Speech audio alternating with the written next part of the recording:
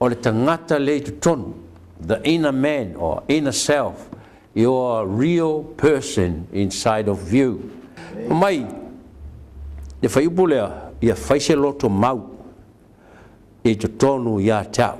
E mo mia lea nganga e nofo mau te tonu ia te tatou. Le whai mai le tusi lea a romalom ta upe valu. Mai le romam ta upe valu na ia le whaitau apea.